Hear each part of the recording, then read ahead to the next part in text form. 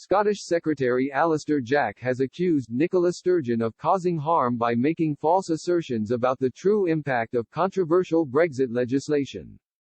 The UK Internal Market Bill (UKIMB), currently being examined by MPs, will enable ministers to breach provisions in the withdrawal agreement relating to Northern Ireland.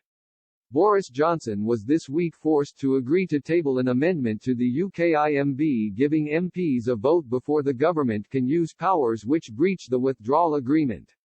This appeared to have headed off a looming Commons revolt by Tory rebels. However, it is not clear whether the move will be enough to placate all the critics of the bill who voiced deep concern the government would even consider going back on its international treaty obligations. Ms. Sturgeon branded the bill an abomination that will break devolution, while Scottish Finance Secretary Kate Forbes said the bill would allow the UK government to spend money directly in areas where power is devolved to Holyrood, without requiring the consent of Scottish ministers. In the latest events, Mr. Jack wrote to the First Minister claiming she was making false claims about the bill.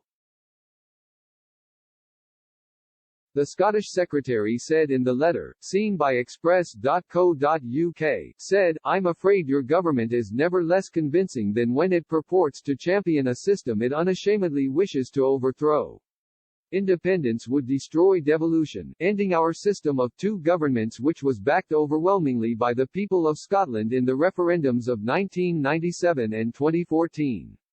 The UK government emphatically supports devolution, and our bill will strengthen the Scottish Parliament and create new opportunities for Scotland. Your colourful description of the Internal Market Bill as an abomination is deeply regrettable." He concluded in his view it would be abominable for the people of Scotland to be misinformed about a bill which has such potential to improve lives and strengthen the country. Scotland Constitution Secretary Michael Russell, however, rejected the series of assertions made by the Secretary of State for Scotland. In an angry response to Mr. Jack's comments, Mr. Russell said it was Mr. Jack that made false claims in his letter. Speaking today, he said, as it stands the bill would also allow the UK government to bypass devolution in allocating money in devolved areas in Scotland without the oversight or consent of the Scottish Parliament and ministers.